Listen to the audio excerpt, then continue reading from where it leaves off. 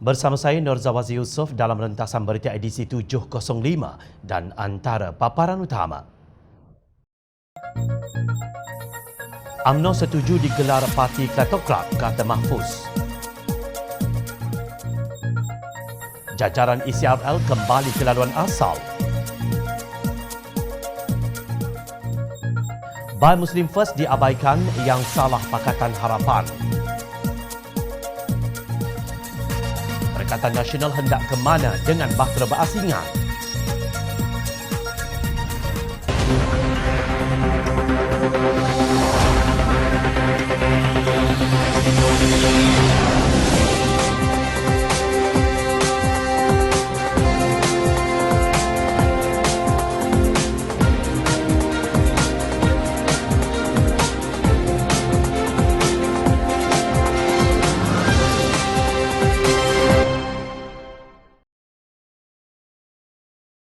Assalamualaikum dan salam sejahtera.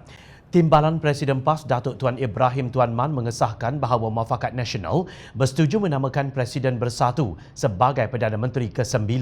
Tidak disebut option kedua atau ketiga. Tiada nama Presiden PAS Datuk Seri Hadi Awang mahupun Presiden UMNO Datuk Seri Zahid Hamidi atau Penasihat Barisan Nasional Datuk Seri Najib Razak. Antara keputusan awal yang dicapai termasuklah UMNO dan PAS setuju agar Tan Sri Muhyiddin Yassin kekal sebagai Perdana Menteri selepas pilihan raya umum ke-15. Katanya dalam satu kenyataan seperti dipetik Harakah Daily. Dalam pada itu beliau turut menyindir Pakatan Harapan yang dilihat tidak sepakat dalam menamakan calon Perdana Menteri. Perkara ini masih gagal di peringkat Pakatan Harapan, ujarnya.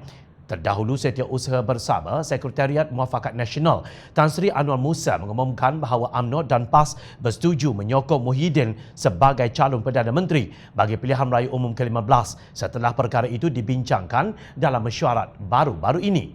Sukar di mana letaknya logik dalam keputusan Muafakat Nasional itu. Ia dikatakan dibantah oleh pemimpin akar umbi yang melihat ramai lagi tokoh UMNO yang tidak terpalit dengan siasatan Suruhanjaya Pencegahan Rasuah Malaysia SPRM seperti Naib Presidennya Datuk Seri Ismail Sabri. Antara yang menyatakan pendirian untuk tidak bersetuju dengan keputusan berkenaan termasuk pengerusi Jemaah Penasihat UMNO Tengku Razali Hamzah, pengerusi UMNO Sabah Datuk Seri Bung Mukhtaradin, Naib Presiden UMNO Datuk Seri Muhammad Khalid Nordin dan Ketua Bahagian UMNO Johor Bahru Tan Sri Syahrir Samad. Naib Presiden Amanah Nasional Datuk Mahfuz Omar pula melihatnya dari sudut pandangan yang berbeza. Kata Mahfuz, keputusan Muafakat Nasional untuk mencalonkan Muhyiddin sebagai Perdana Menteri menggambarkan UMNO sebenarnya setuju dengan tomahan parti kleptokrat yang pernah dilemparkan oleh Presiden Bersatu terhadap parti berkenaan. Menurut Mahfuz Omar, Zahid Hamidi seolah-olah menerima dan mengakui dakwaan UMNO ialah parti pencuri.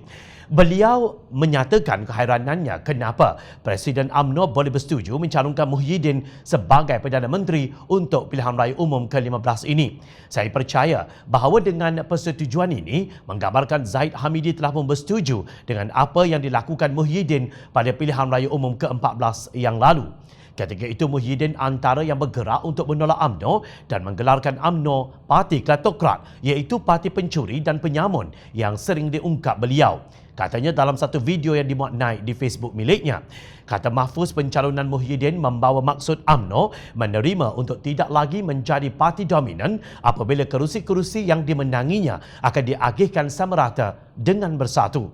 Mahfuz juga mendakwa situasi yang berlaku ketika ini adalah proses untuk membeli jiwa Muhyiddin sekaligus membentuk masa depan negara yang berasaskan jual beli untuk melepaskan diri. Tidak mustahil bahawa persetujuan itu ialah untuk membeli jiwa Tan Sri Muhyiddin Yassin untuk mencari jalan bagi melepaskan Datuk Zahid Hamidi dan juga pemimpin-pemimpin UMNO yang lain termasuk kepada Datuk Najib untuk dilepaskan daripada kes dan pertuduhan yang sedang dihadapi oleh mereka di mahkamah yang berkaitan dengan 1MDB dan sebagainya. Persoalannya, masihkah Muhyiddin memiliki jiwa untuk dijual beli setelah dengan tegas berhujah bahawa Bersatu akan kekal dalam Pakatan Harapan jika menang pada pilihan raya umum ke-14 yang lalu?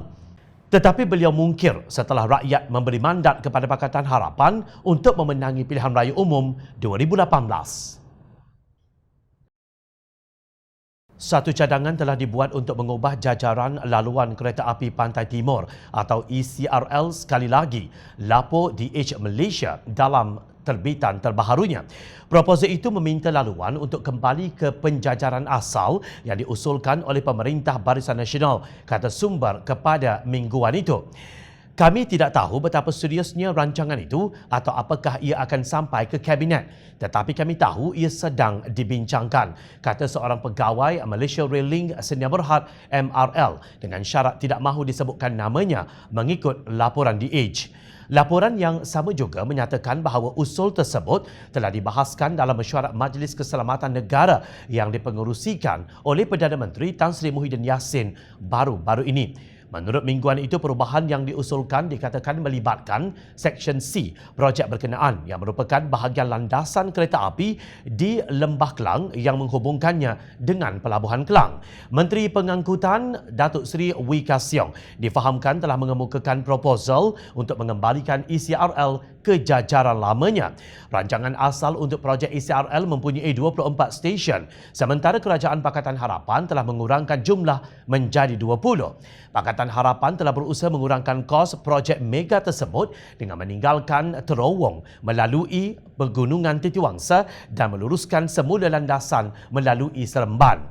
Projek ECRL yang bernilai 81 bilion ringgit itu meliputi jarak sejauh 688 km dari Pelabuhan Kelang Selangor ke Kota Baru Kelantan, merentasi Pahang dan Terengganu, dilancarkan tahun lalu dan dijangka siap pada tahun 2024. Bekas Perdana Menteri Tun Dr. Mahathir berkata projek ECRL disambung semula susulan pemeteraian perjanjian tambahan atau SA Malaysia Rail Link Sdn Bhd MRL dan China Communications Construction Company CCCC dengan pengurangan kos sebanyak 21.5 bilion ringgit daripada 65.5 bilion ringgit kepada 44 bilion ringgit. Jajaran baharu yang melencong ke Negeri Sembilan itu mengelakkan pembinaan terowong sepanjang 18 km merentasi Banjaran Titiwangsa yang merosakkan permatan kuarza di Gombak. Melalui jajaran yang dirangka oleh Kerajaan Pakatan Harapan itu, impak pertumbuhan ekonomi di sepanjang jajaran laluan baharunya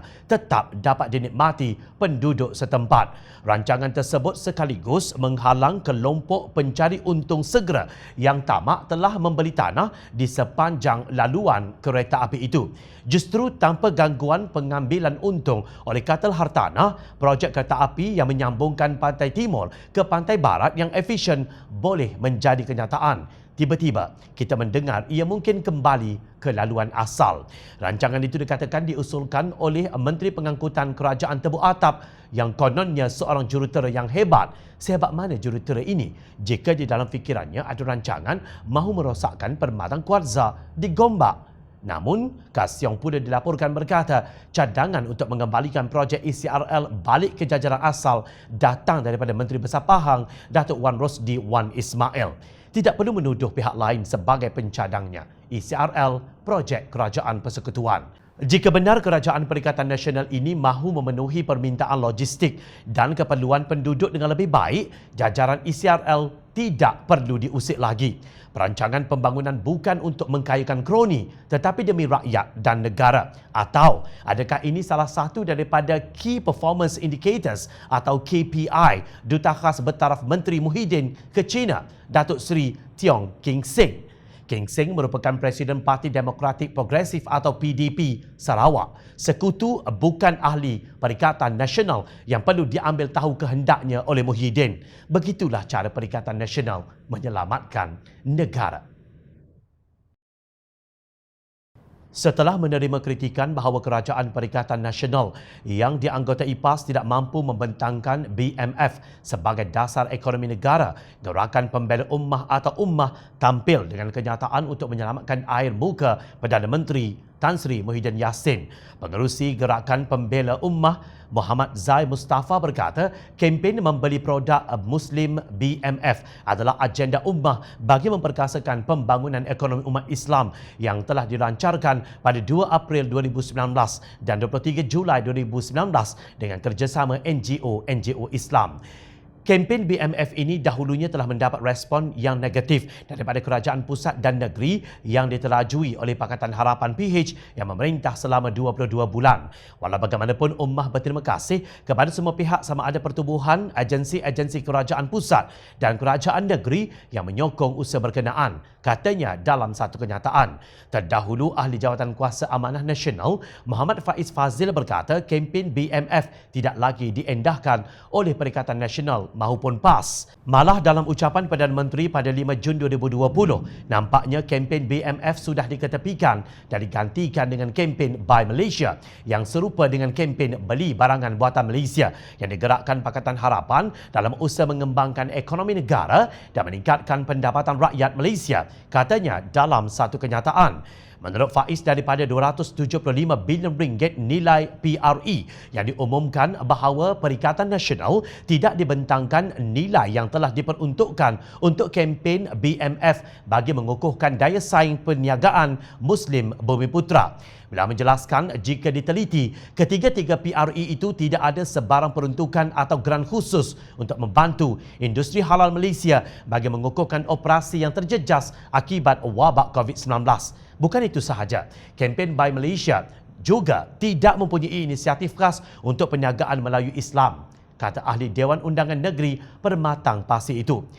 Tidak nampak di mana keikhlasan kempen BMF itu kerana antara penerajunya ialah Timbalan Pengerusi Ummah Kamaruzaman Muhammad merangkap Ketua Penerangan PAS. Naib Pengerusi Pertubuhan Pembela Islam atau Pembela Izzat Johari berkata puncanya imej BMF rosak adalah segelintir pimpinan parti yang dulunya melaungkan BMF tetapi akhirnya terbukti hangat-hangat tahi ayam. Beliau mendakwa ada pihak menggunakan BMF untuk tujuan politik oleh pihak yang bertopengkan NGO. NGO yang kononnya tidak kepartian tetapi dipelopori oleh majoriti pimpinan parti sehingga peringkat negeri menjadi punca pembela menarik diri daripada menyertai gabungan NGO tersebut kerana mereka sudah menguasai NGO dengan kepartian, di mana masih ramai rakyat mengharapkan NGO yang bukan berpaksikan politik. Kononnya melaungkan BMF tetapi selepas mendapat kuasa, BMF pun ke laut. Malah ada di kalangan pimpinan parti yang ada dalam NGO ini takut dengan MCA kerana melaungkan BMF secara agresif, ujarnya dalam satu kenyataan. Inilah akibatnya apabila prinsip dikaburi dengan bigotry melampau sehingga akal budi juga ke laut bersama kempen yang dibawa. Nasihat saya kepada NGO berkenaan, jangan politikkan BMF. Jangan nak tunggang BMF untuk mencari pengaruh. Salah seorang pemimpin NGO parti ini telah mendapat jawatan dalam kerajaan.